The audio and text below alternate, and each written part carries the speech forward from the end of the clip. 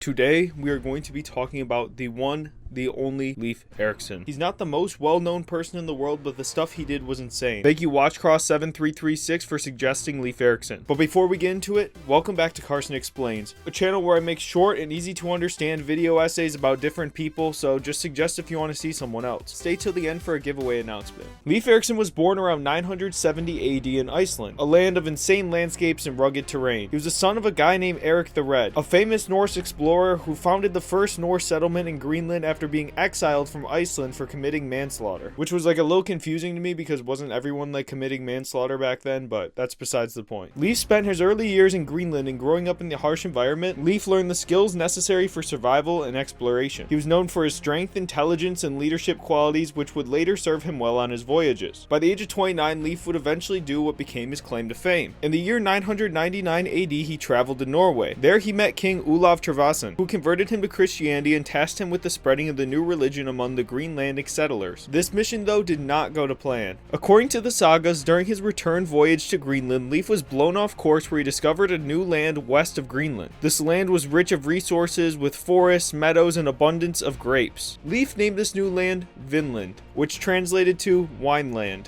The Norse settlement of Lands-Awe Meadows in Newfoundland, discovered in the 1960s, is widely believed to be the site of Leif's Vinland. Leif's discovery of Vinland is one of the most culturally significant moments of the Viking era. His voyage marked the first known European exploration of North America nearly 500 years before Christopher Columbus came over and did his. Leif returned to Greenland with tales of rich new land he had discovered, and his stories inspired others to follow in his footsteps. His brothers Thorvald Eriksson led an expedition to Vinland, but tragically he was killed by indigenous inhabitants during a skirmish. So, one brother down, and the other one says, let's do it too. Leif's other brother, Thorstein Eriksson, also attempted a voyage to Vinland but was unsuccessful. Despite these setbacks, Leif's legacy as a pioneering explorer remained intact. He became the chief of the Greenland settlement after his father's death and continued to play a significant role in the community. Another interesting fact is that Leif Erikson had the name of Leif the Lucky. This nickname came from his fortunate and successful voyages. One story tells how he once rescued a group of shipwrecked sailors, bringing them safely back to Greenland. And additionally, once Leif did make it back to Greenland, he also spread Christianity throughout. He built the first church in Greenland, showing his influence extended beyond exploration to cultural and religious changes among his people. Leif Erikson's impact on history extends beyond his voyages. He paved the way for future explorations and highlighted the seafaring capabilities of the Vikings. But there's still one thing I wasn't sure of. How can we celebrate Christopher Columbus so much, but we don't celebrate Leif Erikson as much? Well, from what I can find online, Christopher Columbus is often celebrated more than Leif Erikson because Columbus's voyage in 1942 marked the beginning of lasting European contact with the Americas. But on the other hand, even though Leif Erikson got there first, when he made it to Vineland, nothing else really came of it. There were no long-term settlements, and there weren't really any major interactions with the natives. The stories of his voyages were also passed down through sagas that were written much later, making them less prominent in history books. Because of this, Columbus is celebrated more just because there was more about him. But his legend lives on through the tales, so let me know what you think about him. But as a token of appreciation, I want to give away a $25 Amazon gift card to anybody that subscribes and leaves a comment. Both of those are free, and I'll pick someone at the end of next month. I really appreciate you guys. See ya.